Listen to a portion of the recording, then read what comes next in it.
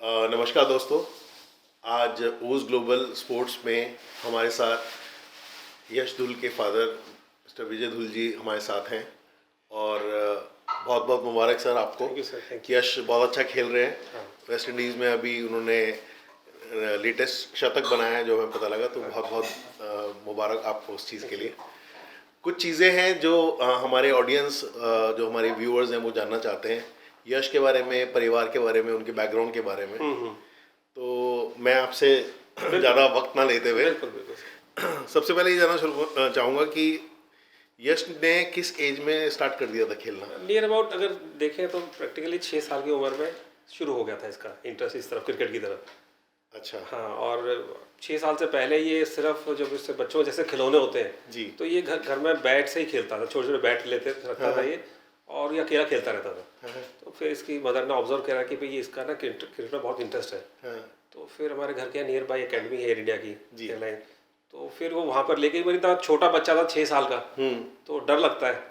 तो अकेडमी वालों ने बोला भी आप एडमिशन तो हम दे देंगे, ये नॉर्मली अपना फिजिकल करता रहेगा, सब चीज़ें करता रहेगा। तो फिर ये वहाँ उसने जाना शुरू करा, तो वहाँ बच्चों के साथ खेलते हुए इसका इंटरेस्ट क्रिएट हो गया था। और फिर ये वहाँ पर रेगुलर जाते आते फिर आई थिंक 12 साल की उम्र में फिर ये दिल्ली से सेलेक्ट हो गया था। तो आपके परिवार में किसी का क्रिकेट में इंटरेस्ट था या? मेरा ही था इंटरेस्ट, मैं खेलता था क्लब क्रिकेट वगैरह दिल्ली से काफ़ी। अच्छा। तो वो देखता था मेरे साथ, जब छोटा बचपन था मेरे साथ मैच हम खेलते थे जो लोकली संडे सैटरडे वाले, तो साथ बैठा रख के देखता रहता था मेरे को। अच्छा, वेरी गुड। हाँ, तो फिर ये आई थिंक 10 साल के आसपास फिर ये थोड़ा सीरियस हो गया था क्रिकेट को लेकर, और विद इन 2 ईयर्स ने बहुत मेहनत करके फिर दिल्ली के अंडर 14 टीम में इसका सिलेक्शन हुआ था। जी। तो अब लगा ली 12 साल की उम्र से ही इसका चल रहा है, और फिर अंडर 16 में कैप्टन बना दिल्ली का जी। और बड़े अच्छे 2 साल बीते, बड़े अच्छे रन किए इसने, और फिर 16 में फिर 19 में भी कैप्टन बना दिल्ली का कूच बिहार के अंदर। तो मैं जो दूसरी चीज़ है जो रूटीन बहुत सारे लोगों को नहीं पता होगा, एक क्रिकेटर का जो बडिंग क्रिकेटर है उसका क्या रूटीन होता है, तो यश का रूटीन क्या है? देखिए, इनका रूटीन क्या है कि सुबह ये मॉर्निंग में जैसे अगर स्कूल नहीं जाते हैं और अगर मैच है तो फिर मैच के टाइमिंग को इन्हें उठना पड़ता है, चाहे सुबह 5 बजे उठते हैं या 5:30 बजे उठते हैं। और उसके बाद अपना ये बिल्कुल जो मॉर्निंग का रूटीन है, और फिर नाश्ता वगैरह करते हैं, और बहुत टाइम तो ये होता था अपना खाना भी साथ पैक करा के लेके जाते थे। तो फिर यही एक रूटीन है। फिर शाम को आते हैं, शाम को अपना रेस्ट किया, और स्टडी कर रहे थे उस टाइम बड़ा मुश्किल हो जाता था, तो इसकी मदर ने क्या करा था, एक ट्यूशन के लिए अरेंज किया हुआ था। तो जब भी ये घर पे वापस आता था वो फ्लेक्सिबल टाइम थे। अच्छा। वो इसको रात को पढ़ाने आते थे 1 घंटा जी। तो ये इसका रूटीन रहता था। तो बट ये बड़ा डिसिप्लिन लाइफ जीनी पड़ती है, क्योंकि आपको चाहे लेट भी सोए तो सुबह अगर मैच का टाइम 6 बजे है ग्राउंड में पहुंचना, तो 6 बजे पहुंचना पड़ेगा आपको। बिल्कुल बिल्कुल। और मैचेस दूर भी होते थे। हाँ। तो वो उसमें मैच को लेकर कभी कोई ऐसा नहीं था कि कोई लेट होना है। वो ड्यूटी आपकी रहती थी? वो मेरे अलावा उसकी खुद की ड्यूटी थी। हाँ। तो हमने शुरू से सिखाया था कि अगर आपको क्रिकेट खेलना है तो रिस्पॉन्सिबिलिटी आपको लेनी पड़ेगी। एज ए पेरेंट्स हो सकता है हम लेट भी हो जाए जी। कई बार केसेस होते थे कि हम नहीं सो के उठे तो उठाता था मैं ज़बरदस्ती। तो वो उसने ड्यूटी खुद ली थी कि मैच में लेट नहीं होता कभी भी। और जो अकेडमी भी जाता था वहाँ पर भी वो टाइम से पहले पहुँचता था।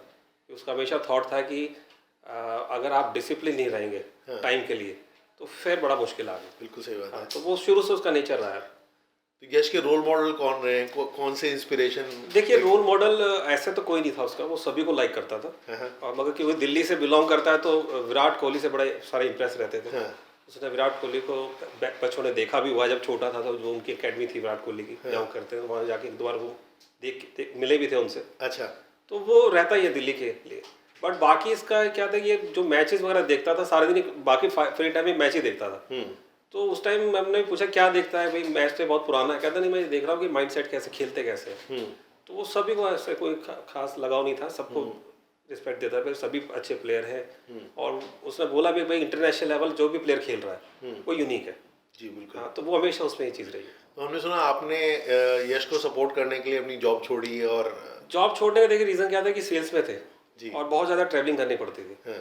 बट जब एज आपकी बच्चे की 12 साल से लेकर 16 साल के बीच में बड़े क्रूशियल एज होती है। और आई थिंक क्रिकेट में वही एक ऐसा टाइम है जब आपकी सारी स्किल डेवलप हो जाती है, क्योंकि बॉडी उस अकॉर्डिंगली आपको मूव करनी होती है जी।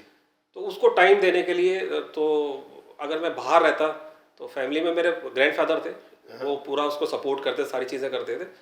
बट क्या है कि क्रिकेट के स्किल, क्योंकि अकेडमीज 3 दिन चलती हैं जी, उसके अगर आपको एक्स्ट्रा खर्च करना है तो उसको टाइम देने के लिए, ऐसा नहीं कि जॉब छोड़ने का काम नहीं करते थे, कंसल्टेंसी करता था मैं। अच्छा। हाँ, अच्छी कंपनी से मैंने कंसल्टेंसी वगैरह की है। तो रिस्क एज सच कुछ नहीं था? रिस्क क्या था कि आपको रिस्क लेना पड़ेगा जी अगर आपको कुछ बनाना है बच्चे को, और वो कैलकुलेटेड रिस्क था सारा कोई जी, ऐसी जी। दिक्कत नहीं थी।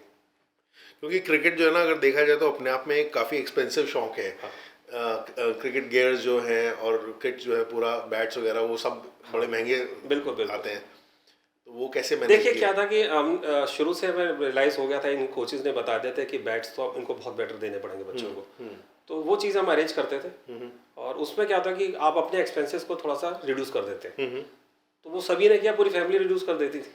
सही। हाँ, तो हम उसी के लिए करते थे ज़्यादा चीज़ें। उसको बेस्ट हमने शूज़ बेस्ट से बेस्ट देते थे हम, जो उसने बोला वही शूज़ आता था। चाहे बैट तो उसके हमेशा बहुत टॉप रखते, मैं खुद ही लेके आता था बैट। तो चीज़ों में उसको हमने उसको फील नहीं होने दिया। तो अभी तक इस लेवल तक कोई किसी तरह की ब्रांड ने या किसी स्पॉन्सर ने आपको अप्रोच किया? देखिए जो बैट नया- में तो अब एसएस से स्पॉन्सरशिप है उसकी जी पूरा। अभी लास्ट 1 ईयर से वो पूरा सपोर्ट कर रहे हैं, जी। और 1 ईयर से पहले बास कंपनी ने उसको बड़ा सपोर्ट किया। अच्छा। हाँ, तो वहाँ के जो ऑनर है सोनी सर, वो हमेशा जब भी कॉल करता था, इससे जो भी रिक्वायर्ड नीड हुई वो हमेशा भेजते थे इसको। Very good. हाँ, तो लगभग मुझे अभी याद है शायद 12 या 13 साल की उम्र से उन्होंने उसको सपोर्ट करना शुरू कर दिया था। जी। तो उन्होंने कभी नो नहीं बोली इसको आज तक। किस तरह की सपोर्ट अगर हम बात मतलब करें? अगर ये इसको बैट की नीड थी, बैट भेजते थे, पैड भेजते थे, ये हमेशा रहता था। Very nice.